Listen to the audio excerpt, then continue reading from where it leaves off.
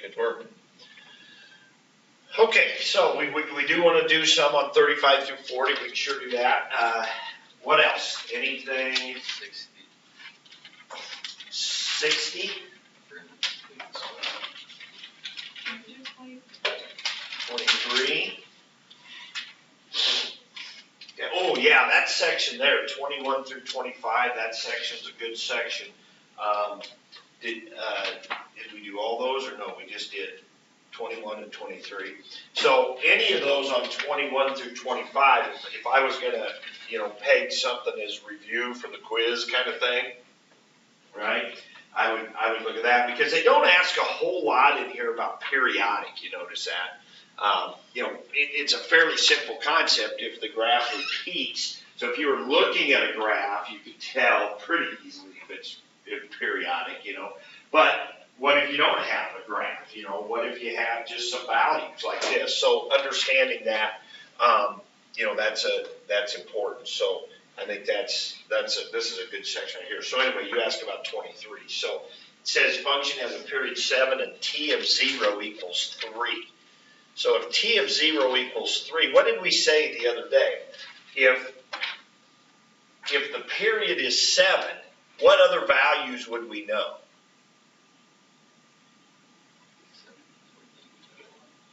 Yeah, we know t of 7 is 3, and we know t of 14 is 3, right? And every 7 units we would know we're going to get 3. Now, would we know anything about t of 1?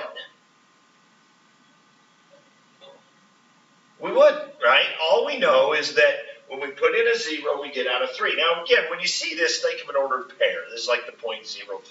We just don't write it like that because we use that notation for intervals a lot, right? But this is just an ordered pair. So 7, 3, 14, 3. So every time we go over 7, we're going to get out 3. So we don't know anything about t of 1, right? We don't know what it is. But what do we know about t of 8? It's the same as t of 1, right? That's what 23 is getting to.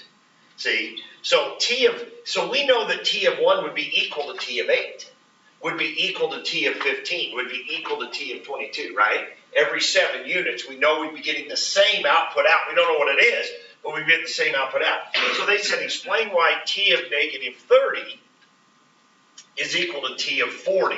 Well, how far apart, right, is negative 30 and 40? 70 units, which would be 10 periods, right? So we don't know what t of negative 30 is, but we do know that t of 40 will be that same thing. So that's how we know. So they're 70 units apart on the x-axis, on the input axis, which is 10 periods.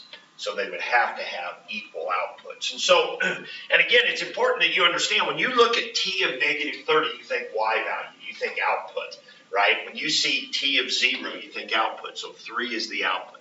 0 is the input. T of 0 is the output. Y value. Okay? All right. So, important to think of that. All right. And remember what we said about the definition of periodic. If you have t of x, that's equal to t of x plus 7. I mean, like in this example. Remember, that's what we said. Oops, that's what we said with periodic. It was f of x is equal to f of x plus p, right? So in this problem, we know t of x would equal t of x plus 7, or t of x minus 7, or t of x plus 14, right? Or t of x plus 21. It would just be moving over. It'd be shifting over 1 period, 2 periods, 3 periods. And so we know this output would be equal to that output. We don't know what it is, but we know they'd be the same. Okay? All right. 60, you said? Oh, you forgot about completing the square? Is that what you're saying? Okay. Now, that's an algebra technique that certainly can come in handy. You wouldn't have to do this one with completing the square. You could kind of work it backwards. But they say this. Okay, so they say f of x is equal to x squared. So we got this function. And then a second function, g of x, is equal to x squared plus 4x plus 3. Now, those are both quadratic functions. They're both going to make what kind of a graph? Parabolas, right? It's just, they're different parabolas. Now this is just your basic parabola at the origin, right? It goes through 1, 1, 2, 4, 3, 9, stuff like that. Show that g of x is equal to f of, and then they've got x plus 2 minus 1. And then they say hit complete the square. But so what they're saying is that this parabola here is just what variation of the original? Left 2 and down 1. So they're saying this parabola is left 2 and down 1. So let's have, Tim, why don't you be the presenter today? You log in? Log in for me.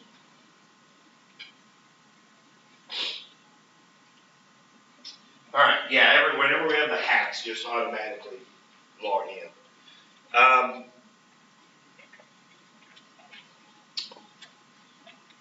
And just for the heck of it, we won't use you'll use a calculator some today, but some of it you'll type in some function maybe. Just get used to it, because I want you to be able to, on the quiz tomorrow, if I give you an equation, I want you to be able to set a window. I want you to be able to, okay, so type in, so go ahead and hit tab. You're already on your graph screen. Just hit tab, arrow up, delete that one out of there, and then let's put this one in we were just looking at here. X squared plus, it was x squared plus, yeah, number 60, x squared plus 4x plus 3. Way down the bottom. X squared plus 4x plus 3. Okay, there we go. Hit enter. And then for a pretty simple graph, a quick thing to do is go to the menu and then just go to window 4, number 4, and do 5, zoom standard. It's pretty, that zoom standard is just kind of negative 10 to 10. And it gives you what is a window that's set to scale. So a 45-degree line like y equals x would actually look like a 45-degree line. What it does is it goes 10 to negative 10 this way and 6 and negative 6 this way instead of 10 all directions, because this window is not square, right? It's wider than it is tall, and so to make it look square. So look at that, left 2, down 1. It looks like it. That looks like it's left 2, down 1.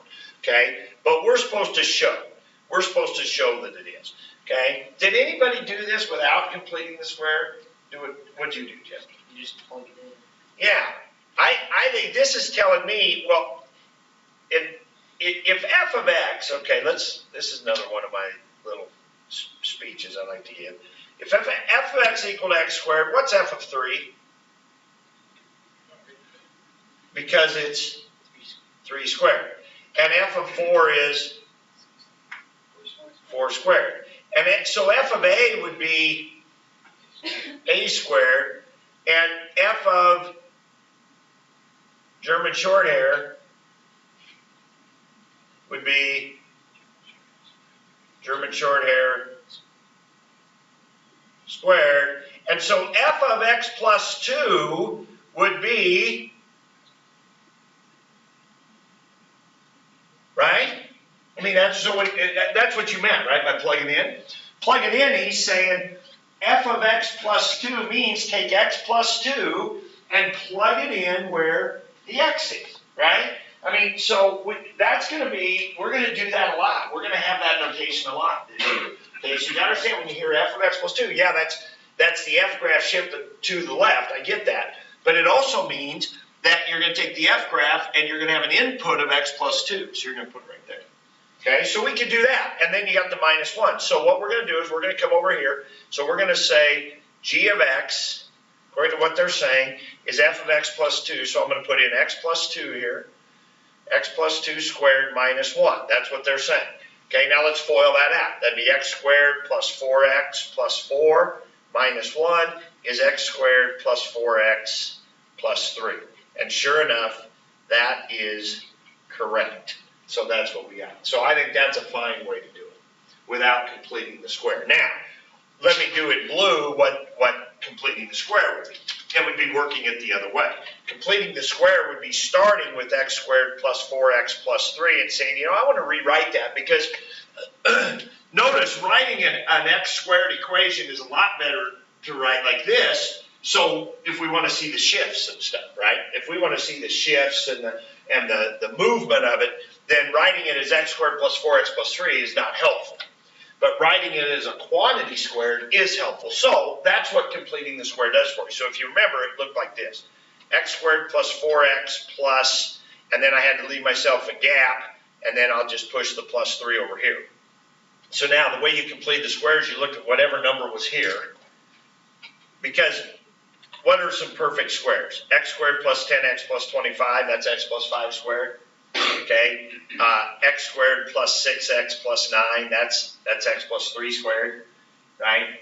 And so forth and so on. And what you notice is if you take half of this middle number and square it, half of this middle number and square it, you always get that last number, right? That's completing the square. So if we take half of this middle number, that'd be 2, and then square it, that'd be 4. So we wish there'd be a 4 here. Now you can't just add a 4 to that without changing it, so what you do is you then subtract a 4 also. So you add a 4 and then subtract a 4. Okay, so what you really did there was just add on a 0, a fancy 0. Okay, well now I can take these first 3. I can take these first 3, and what does that make? That makes x plus 2 quantity squared. And then that leaves me negative 4 plus 3, which is minus 1. That's how you can take x squared plus 4x plus 3, complete the square, and write it like that. That's what they would do. Okay, by completing the square. You're not going to have to do that necessarily on Wednesday, but understand why we would want to have that. I mean, maybe you could have something like this, but you could do what Jesse said, right? You wouldn't have to complete the square. You could plug it in. Somehow show algebraically that that's what you get. But it points out the importance of if we have a function written in a certain way, we can see these shifts and these compressions, these shrinks, and these stretches and stuff like that. Okay, and then you were supposed to graph. Then it's explain how you get it. Well, it's a 2 to the left and 1 down. That's how you get the G graph and the F graph. 2 to the left and 1 down. Okay, that's all we want to do. What else besides 35 through 40?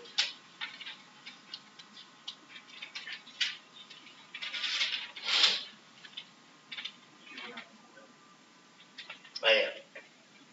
Thank you. I think it's working. This little guy right here tells me I'm recording. So I hope. Thank you. What else? Anything? You sure? On 56, it can matter like the x axis compared to the y-axis. Say that again. On 56 on the graph, would it matter which one we got on the x-axis versus the y-axis? Yes. Time would need to be on the x-axis. Now, here's why we know that. Because it says, sketch a graph of temperature as a function of time. Okay? So always think of it this way. When you have f of x, that is f as a function of x. Right? So when they say temperature as a function of time, that would be kind of interesting function, t of t. Okay, but you could call it whatever, but T of T, right? Temperature. So we would definitely want to have this. Okay, so now I'm going beyond your question, but I fear that not everybody's asking the question. What's the matter, Tim? You're about dead? Yeah, I don't know why. Okay, yeah. Make sure you guys get those charged up, right? Thursday's a quiz. Make sure you're charging them the next couple of days, whatever, so you got a full charge on Thursday. All right, so this is what I was talking about, being able to look at a graph with units and describing a situation or whatever, and be able to look at a graph or draw a graph in this case or whatever. So what you have in this one, it said the child's temperature has been rising the last 2 hours, but not as rapidly since we gave her the antibiotic an hour ago, and T of 0 is supposed to be when the medicine was given. So so what did you have? A pretty basic graph could look like this. Could that be it? Where this would be what back here? What? No, what would this number have to be right here? Here's 0. What would this have to be here? And this have to be here? Doesn't it? Because how long has the temperature been rising? 2 hours. When did we give the temperature? When did it stop? It's been going up the whole time, right? It says the temperature has been rising for the last 2 hours. So that's for 2 hours. But not as rapidly as it was before we gave the medicine an hour ago. And T equals 0 is supposed to be when we gave the medicine. So the temperature was rising, rising, rising, rising. But once we gave the medicine, now it is not rising as rapidly. So there's got to be that curvature. Now, could you have drawn it without curving? Could you have drawn it and up and then like that? Is that okay? I mean, that could describe that situation. Okay, it could be it's rising rapidly, rapidly, and then we give the medicine, and it's still rising, but not as rapidly. So slopes involved. Okay, now chances are it's probably more of a curve kind of situation. Okay, that'd be, what do we call that point right there? Yesterday? Inflection point, right? The concavity, this is concave up, rising rapidly, rapidly, rapidly, and then here it switches to concave down, still rising, but not as rapidly, okay? And then it says, what's the significance of the fact that the graph is increasing from -1 to 1? Well, because the temperature's been rising for the last 2 hours, okay? So either you guys are really shy and quiet in the morning and don't want to volunteer, but Patricia, I'm glad you asked about this question because there's a lot going on here. You got to, when you go through the homework, it can't be just about getting it done, right? I got it done, that's fine. I ask if there's any questions. I don't mean, if there's any inkling, when you go through a problem and you're just not quite sure what it's getting at, you kind of got it, you got to be honest with yourself. Could I answer a question on the quiz? Could I describe this situation at number 56? If this was a quiz question, could I describe that fully enough and good enough to get all the points on this kind of thing? If not, you probably should be asking me about it. Okay? So understand that. Understand that. Important. Okay, and then it says, what is the significance that it's concave down from 0 to 1? See, so that's what I'm saying. If you would have had this graph with the lines and you read part C, you'd be going, oh, wait a minute, it's supposed to be concave down. Okay, I think that's just a more realistic situation, but it's because it's not rising as rapidly. That's the significance of it being concave down. It's rising, but it's starting to level off. Okay?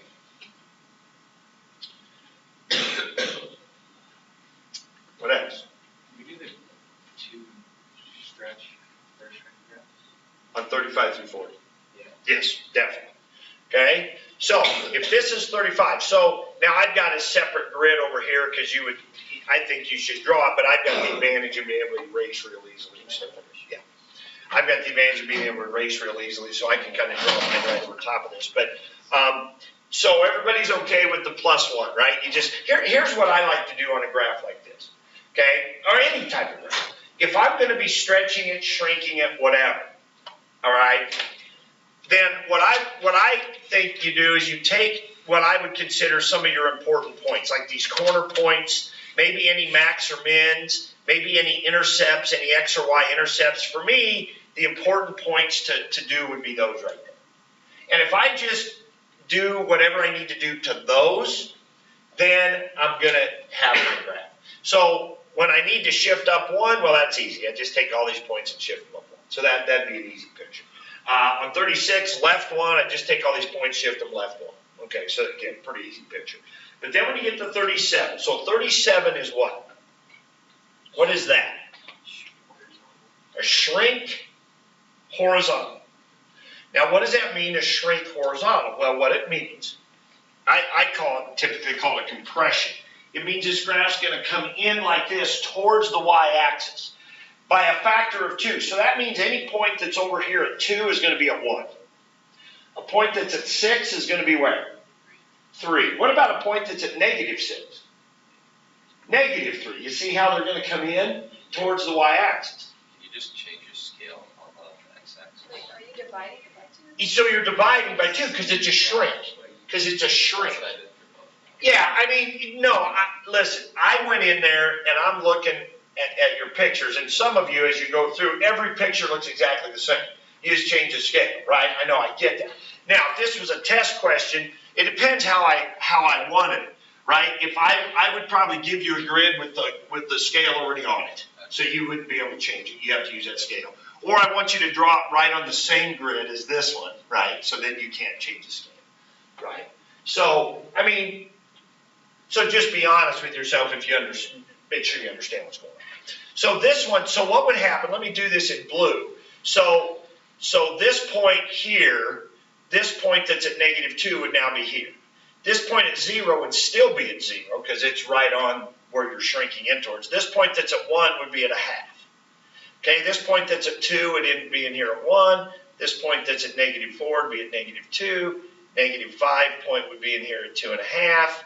Or, yeah, negative 5. This point's at 5, so that'd be in here at 2.5. And so we'd have this. And it would be shrunk. Compressed, I think is probably a better term. But compressed horizontal. Okay? All right.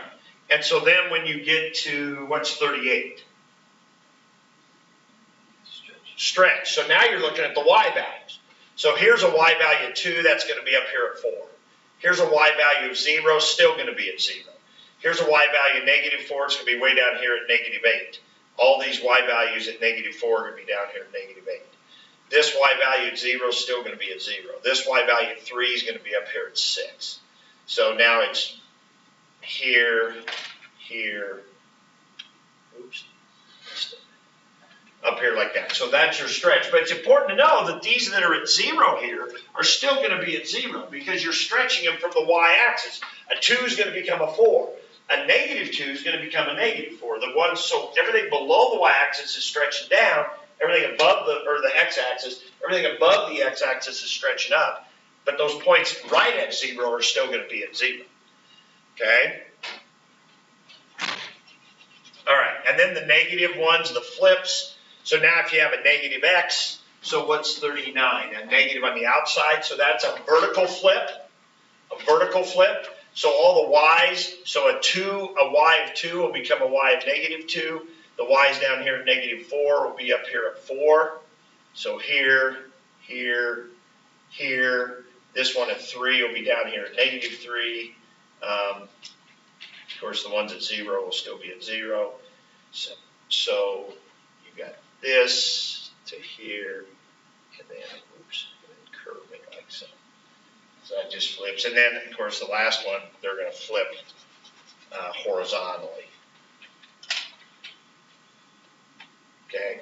Now, if you get one that's got a combination of things that you have to do, you just start on the inside. So if it's on the inside, if it shifts left first and then down, you would want to do it that way. Or if it compresses, then shifts up, right? So if you had something that was like g of 2x plus 1 or something, right? You'd want to compress it in, and then you'd want to shift up to that kind of thing.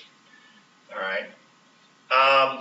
So anyway, and then the horizontal, so this one that's at an x of negative 4 would flip over to here, and this one that's at 2 would flip over to here, and this one that's at negative 2 would flip to here, this one's at 1 would flip over to here, and this point that's here would flip over there, and so you'd have something like this. Oh, and then this point would flip over to there, or no, this point would flip to there. So that'd be your horizontal. Okay? All right. Anything else? Anything else? Okay? All right. So, section 1, we'll write this down a little more fully tomorrow, but section 1 was all about function language, domain, range, were the big ones there. We also, what else did we do besides domain? Oh, piecewise functions, right? So domain, range, piecewise functions. Section 2, we're doing graphs, so we're talking about even functions, odd functions, periodic functions, and all the shifting of functions, right? And so that was the important part of 2. So now let's talk about section 3. And section 3 is going to be about the different families of functions that we have to be able to work with in calculus, okay? And the more you know about these, the more it will make your life easier on calc problems that we do, okay? Now there's 3 main families of functions. There's the algebraic functions, okay? There's the exponential / log functions, and there's the trig functions, okay? Now the algebraic / log functions break down a little farther. There's polynomials, there's rational functions, and then there's your others. Well, let me just put others. The most common of those will be your powers. Some other that we don't really mess with much, but.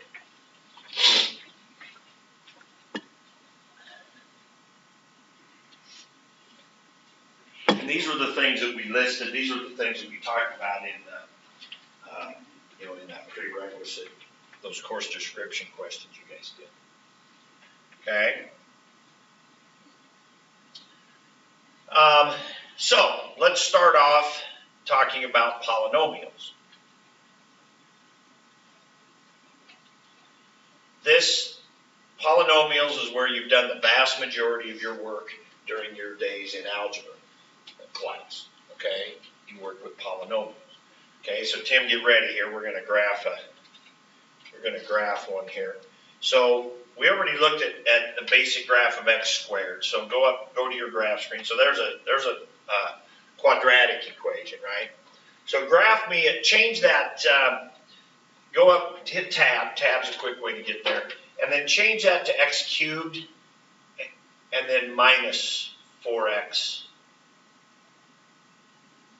Do x cubed. There you go. Don't forget the right arrow then. And then minus 4x plus 3. Let's just try that. See what that looks like. Okay, yeah, there we go. A basic kind of cubic graph. All right.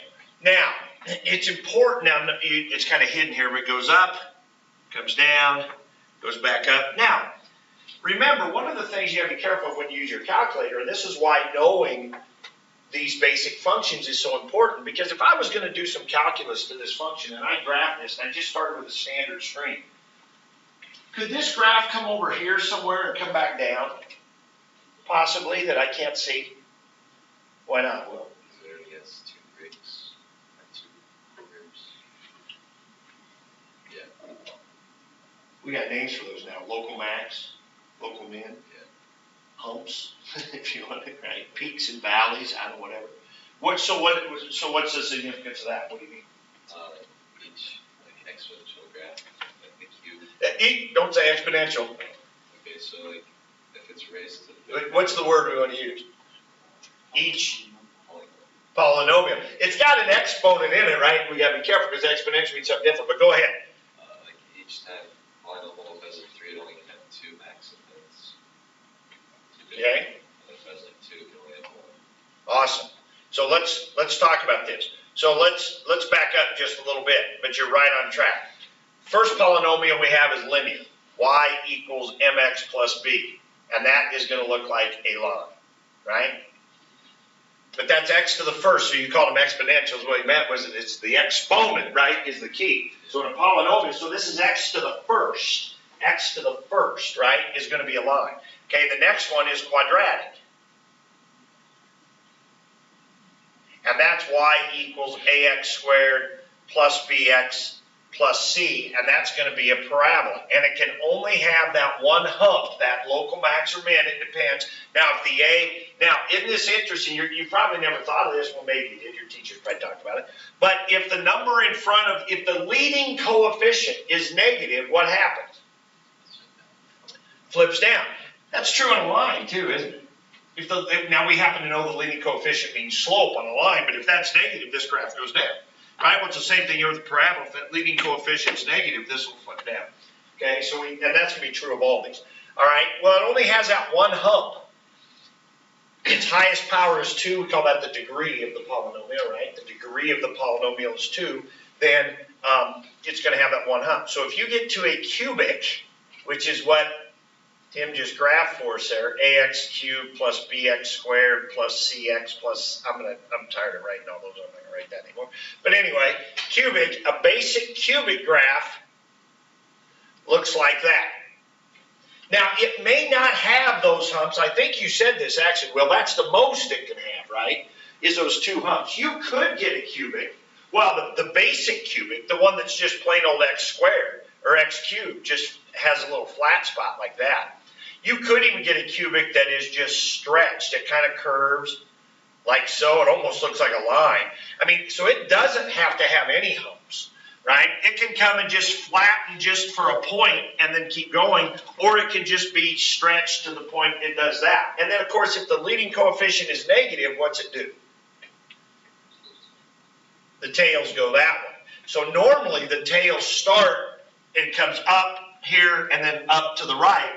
But if the leading coefficient is negative, then it's flipped like that. But so you know, see, so that's the key. So when your graph is, so if you're working a problem and it's a cubic and you see this, you know you've got it. You know that this graph's just going to go up forever and it's going to go down here forever. You know it'll never come back down. So like if you were finding roots, if you were finding the roots of this, you know they're right here. What's the most roots a cubic can have? So most times it can cross the x-axis. 3. Right? This one's got 3, right? If I shift this down, now if I keep shifting it down, if I shift this up a little farther, how many is it going to have? Only 1, right? This one. Does it have, could it ever have no roots? These are some of the questions you're going to be having on your homework today, by the way. Well, okay, but now it's not a cubic anymore, right? So now you start mixing these different functions, and then you got something different, because you're right. If you took this graph here, you shifted it up a ways and then you put it in absolute value, which is going to make all the negative go to positive, right? Something like that. But you'd still have one root right there where it was 0. It would still hit there, wouldn't it? But then it's not cubic anymore. So then it becomes kind of some weird combination of functions, right? Like if I put sine of x cubed, if I put a polynomial inside of a trig, now I don't have a trig function or a polynomial anymore. I've got kind of a combination of functions, right? So anyway, that's exactly right. And the rules keep going. So the next one was we call a quartic, and that's an x to the 4th kind of situation, right?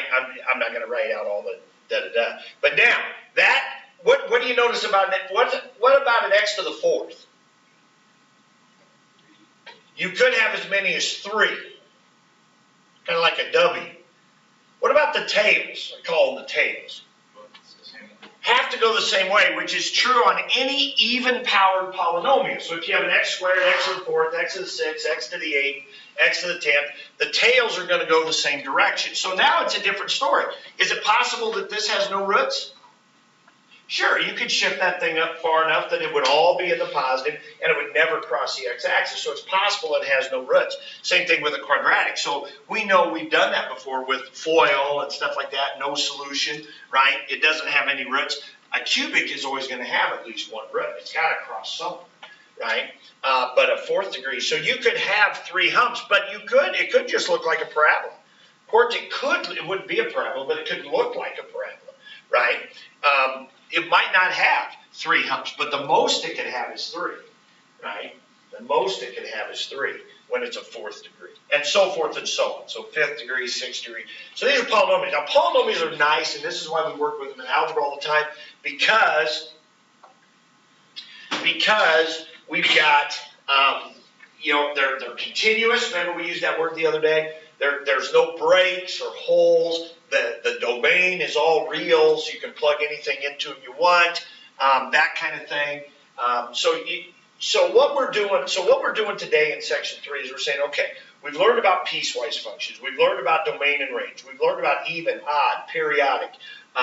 We've learned about all that language of functions. We've learned about shifting functions. Okay, now in section 3 it's like, what functions are we going to do this about? So your homework in section 3 is going to ask you questions kind of about all the stuff your homework's been the last couple days, but it's going to be relating to these types of functions and understanding these types of functions. Okay, so you've got domain, you got range. Of course, a cubic, the range is going to be all reals because it's going to go up to positive and negative infinity, whereas a quadratic will have range issues. You know, a basic quadratic might just be positive, right? Y equals x squared.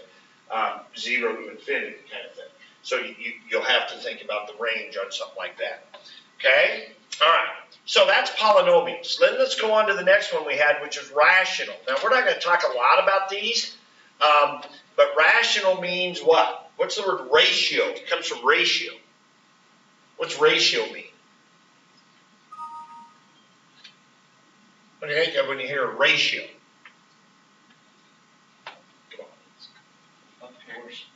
A proportion, well, proportion is two ratios equal to each other. This is a proportion, A over B equals C over D. This is a ratio right here. So what's that? It's a fraction, right? A fraction. The ratio is a fraction, right? One number compared to another, but it's a fraction, right? It's a fraction, okay? So that's what rational is. Rational means there's fractions involved. So, for example, x plus 1 over x minus 2. That's a rational function. Now, Tim, go ahead and graph that for us. Graph x plus 1 over x minus 2. And do it in place of that one. Yeah, get rid of that one. You can just hit, arrow up and then hit control clear is a quick way to just get rid of that thing. For everybody that sees that, hit control and then delete instead of deleting everything. And then you don't delete the equal sign too, which some people have done and then they get all messed up. That's fine. You can go. You're going to have to put a parenthesis around that. You could have hit control divide. There you go. There you go. Hit control divide first. Good. X plus 1 over x minus 2. Now, all sorts of weird things happen with rationals. Okay. Now, first of all, what do you notice here? What do you got going on? Kind of two branches. What's happening here? Is this coming down? Is this, I mean, what's going on right in here?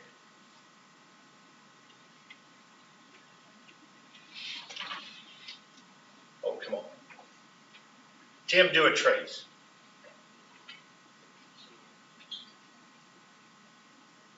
Type in a 2.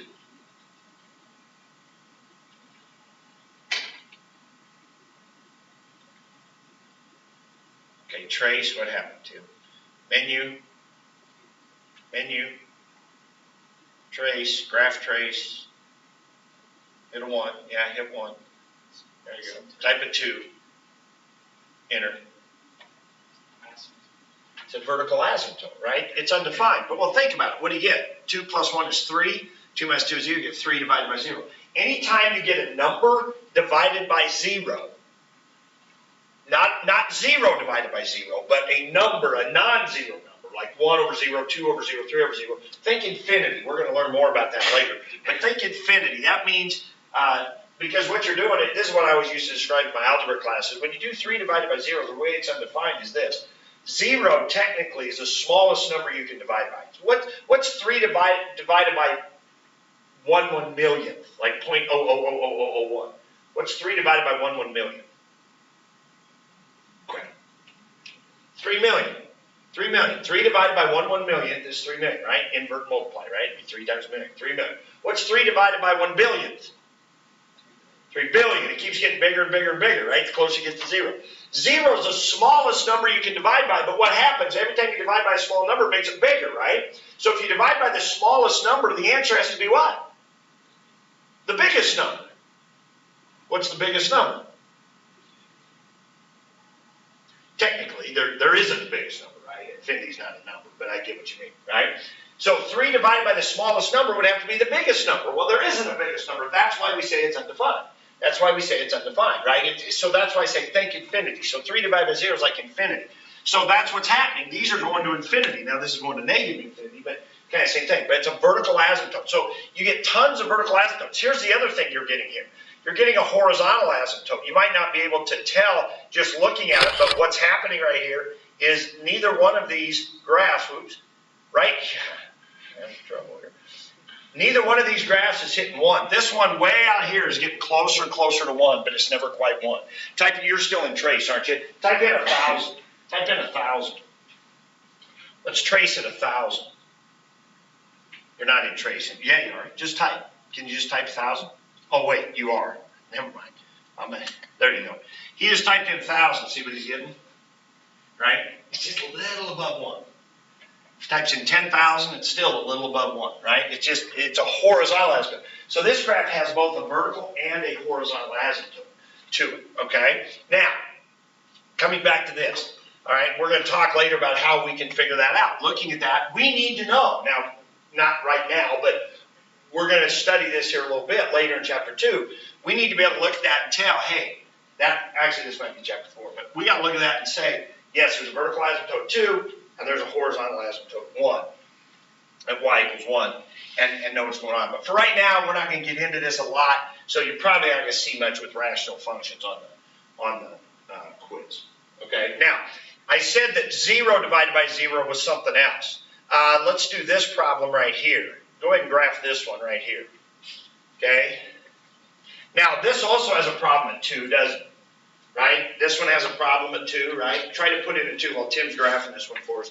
Put in a 2 into that. What do you get? Just plug a 2 in. You get 0 over 0, right? So let's look at this one. So you might still be thinking, hey, I bet it's undefined when you put in a 2. I'll bet we get a vertical asymptote. And so we look at Tim's graph of it here for us.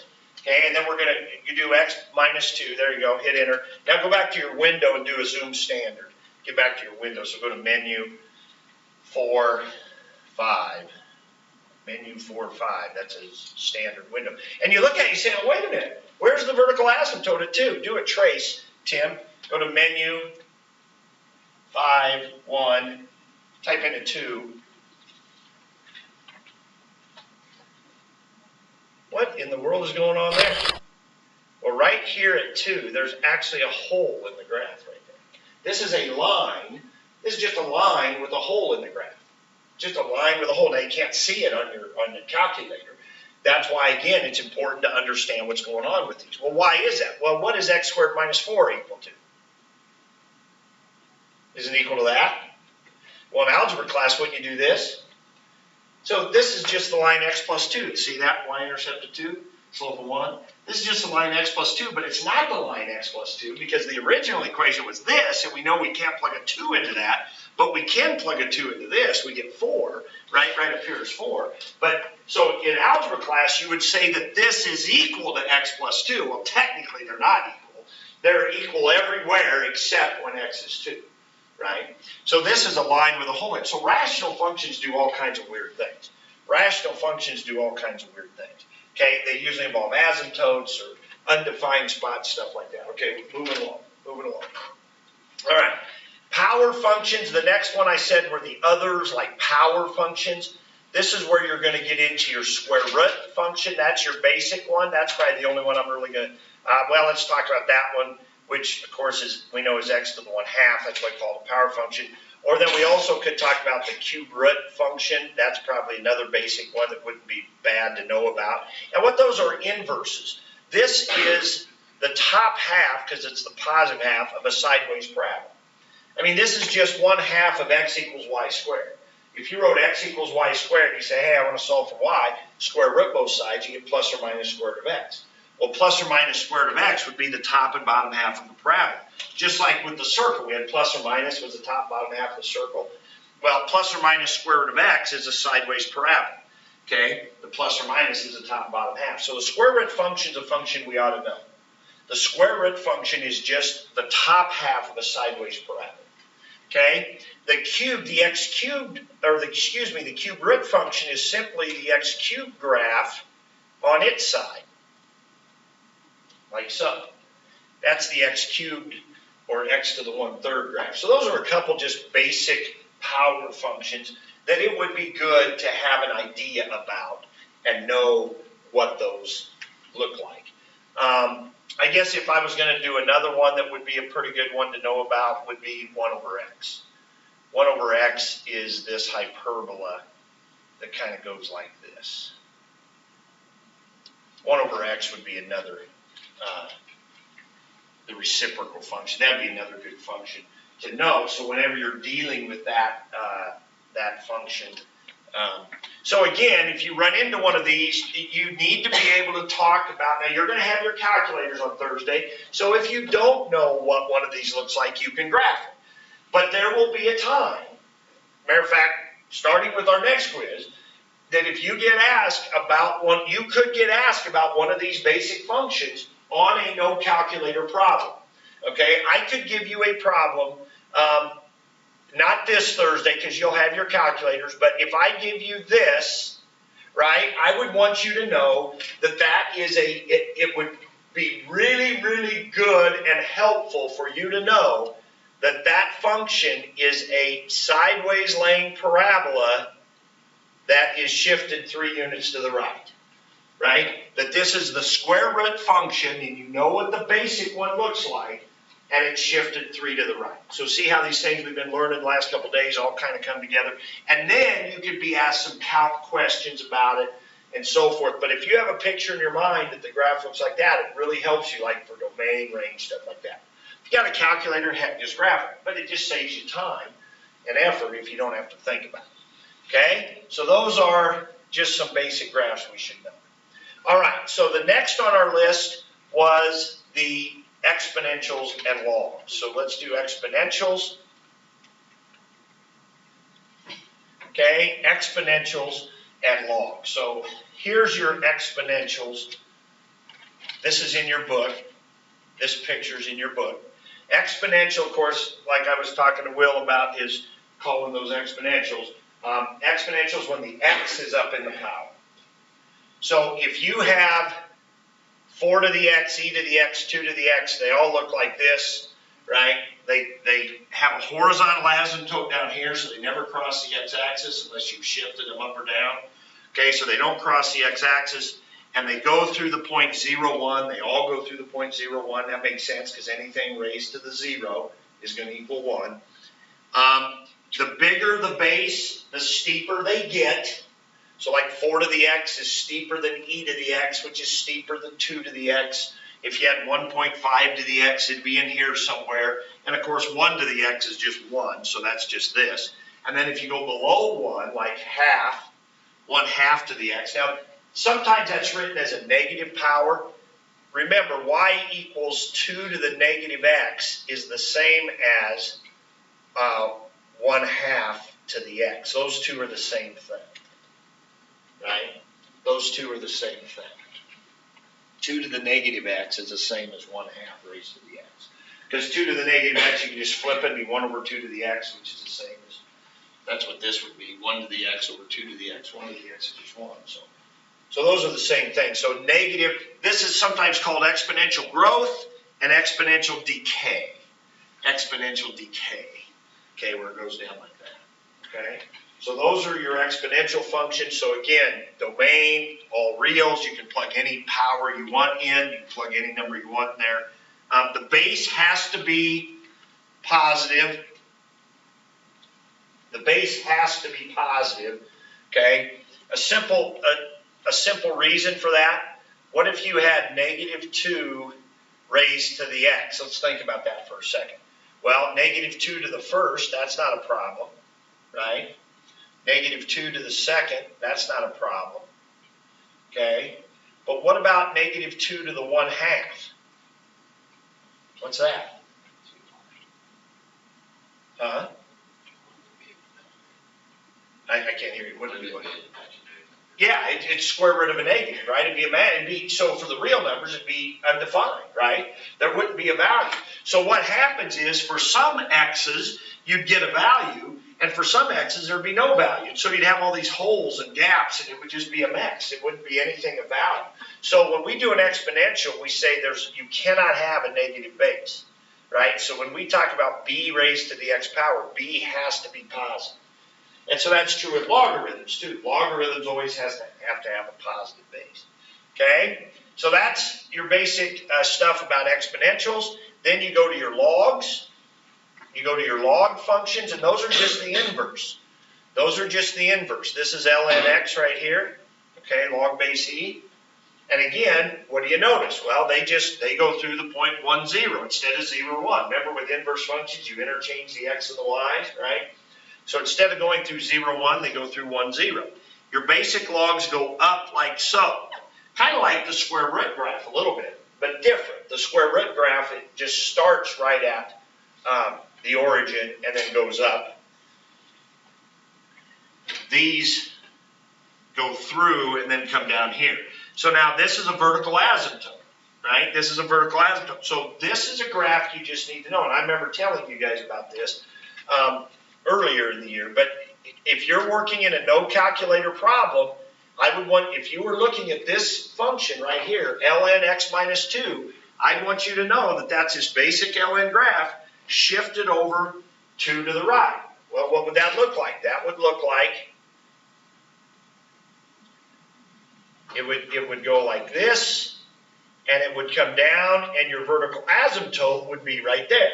There'd be a vertical asymptote at 2, right? Because the vertical asymptote here would shift over. There's going to be some questions in your homework about this. They're going to be asking you about some functions, and then that maybe have a vertical or horizontal asymptote. They're going to say, if you shift, what happens? Well, the asymptote will shift too. Okay? Now, if I take this graph and shift it up and down, that won't change this vertical asymptote, right? If I shift it up and down, but if I shift it this way or shift it this way, then that vertical asymptote will shift with it. Okay? But understand, always know it goes through that point right there. Of course, and we talked about that. ln of 1, right? ln of 1 is what? What's ln of 1? What's ln 1? Any log. It's 0, right? Oh, right there. Plug in a 1, you get 0, right? ln 1 is 0. ln 1, and then the other one we said we need to know, ln e is 1. We're right here, 2.7, there's 2.718, there's e right there, equals 1. Right? So we talked about it. So know the basic shape of your log graphs, and then you can know domain, range, all that stuff. Okay? And then finally, the trig.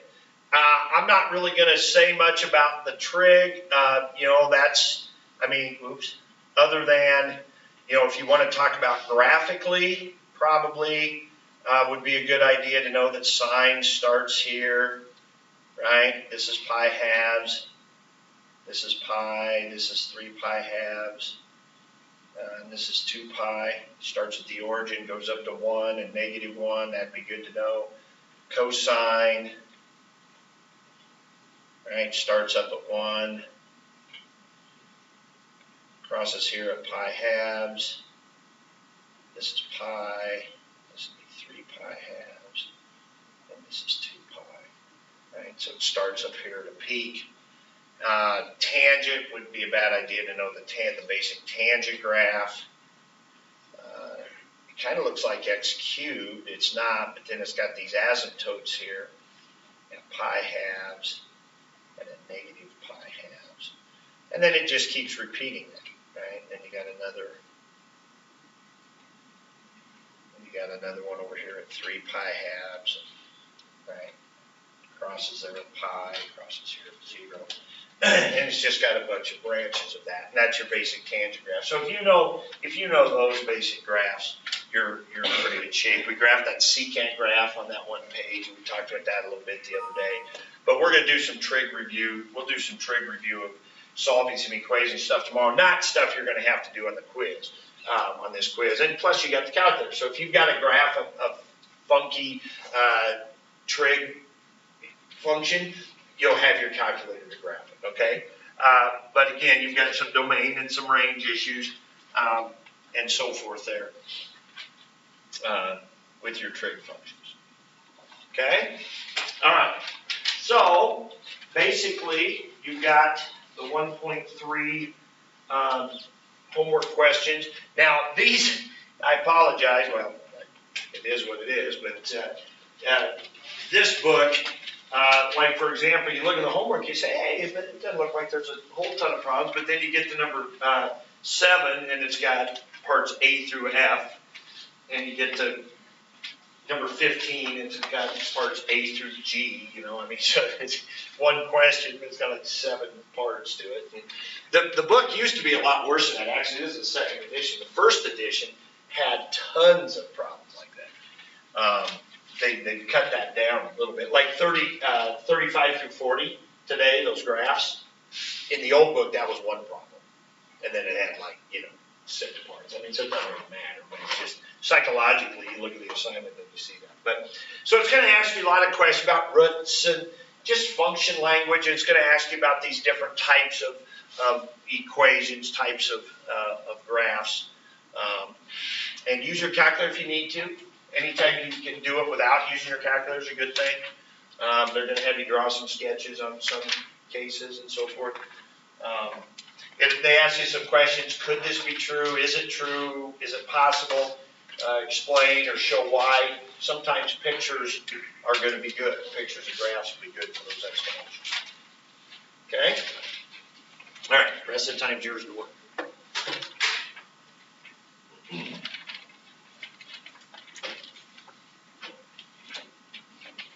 Make it super problem if it goes A through J. Is there one? Yeah. Yeah. A through J, almost all the way through the whole alphabet. Or halfway.